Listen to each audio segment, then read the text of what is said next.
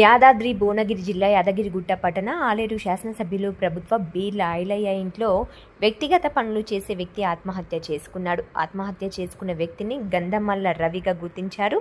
యాదగిరిగుట్ట బీర్ల ఐలయ్య సొంత నివాసంలో 3వ అంతస్తు టెర్రస్ పైన ఉరివేసుకుని ఆత్మహత్య చేసుకున్నాడు.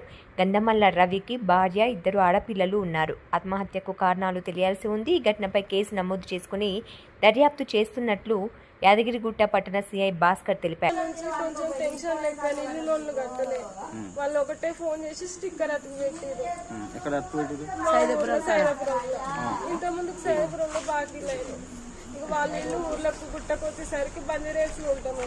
గుట్టకొచ్చేసరికి వాళ్ళు వీళ్ళు ఇక పైసలు ఇవ్వరా అది అని అడిగారు. ఇక టెన్షన్ లో కూలి పెట్టుకున్నట్టు సార్.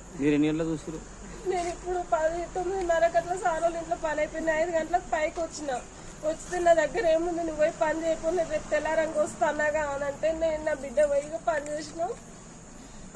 పైకి వచ్చేసరికి లేదు. ఫోన్ చేస్తే లేపుతలేడు. మా అత్తమ్మ చేసి ఇంటికి వచ్చి అప్పుడే వచ్చిండే అన్నది. పై నన్ను చూద్దాం పాని పై పోయే వరకు ఊరి పెట్టుకున్నాడు. షాల్వా పైకి ఎవరు పోరు. అప్పుడప్పుడు తాగనీకి పోతాడు పైకి. పైన ఇట్లా కూర్చొని తాగుతుండేమో అనుకొని పైకి పోయినాం. పైకి పోయే వరకు పెట్టుకున్నాం. మేము ముట్టుకోలేక దెబ్బ కింది వేసి ఆపినాం. అమ్మని లేపి అందరినీ గన్మెన్ ఇట్లా లేపి పైకి పోయినాం. వాళ్ళే ఇడిచిరిగా అంతేనా? తేదీ 13/6/2025 రోజు రాత్రి సుమారు 10 తర్వాత మాకు 100 కాల్ వచ్చింది. దానిలో భాగంగా పోలీసు వారు ఇక్కడ బీర్ల ఐలయ్య లోకల్ ఎమ్మెల్యే గారి ఇంటి దగ్గర కాల్ రాగా మేము వెళ్ళిపోయినాము. అక్కడ వెళ్తే అక్కడ ఒక వ్యక్తి చనిపోయినా అతని వివరాలు తెలుసుకున్నాక అతని పేరు రవి అని తెలిసింది. అతను నేటివ్ వచ్చేసి సైదాపురం గ్రామంలో అతనికి ప్రీవియస్గా చాలా అప్పులు ఉన్నాయని తెలిసింది.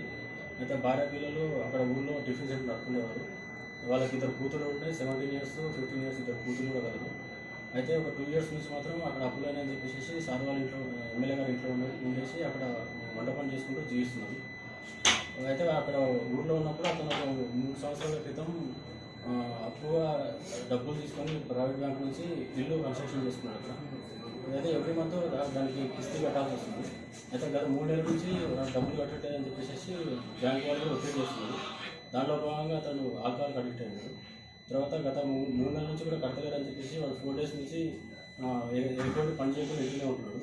అయితే నిన్న రాత్రి జరిగిన విషయం ఏంటంటే వాళ్ళ భార్య చెప్పింది మాకు, సాయంత్రం 5 గంటలకు నువ్వు వంట చేయి, నేను మళ్ళీ వస్తానని చెప్పేసి అన్నాడు. ఆమె వంట చేసి రెడీ ఉన్నది. 10 గంటలకు కూడా రాకపోయేసరికి ఈ ఊరికే ఆల్కహాల్ తాగుతున్నాడు అని చెప్పేసి అప్పుడప్పుడు పైన కూడా పోయి తాగుతుంటాడంట. దాంట్లో భాగంగా వాళ్ళ పెద్ద కూతురు ఆమె ఇద్దరు కలిసి పైకి పోయి చూసినాడు. చూస్తే అక్కడ టెర్రస్ పైన ఐరన్ రాడ్కు హ్యాంగ్ చేసుకుని ఉన్నాడు. చాలా అవుతుంది. ఇక అదే విషయం అక్కడ నేబర్స్ చెప్పేసరికి పోయి వాళ్ళు దించినారు. మేము కూడా పోయి చూసినాము. ఇమ్మీడియట్గా వాళ్ళ సమక్షంలోనే డెడ్ బాడీని హాస్పిటల్ భువనగిరి ఏరియా హాస్పిటల్ పంపించడం జరిగింది. తర్వాత వాళ్ళ భార్య మనకు దరఖాస్తులో ఇవ్వడం జరిగింది.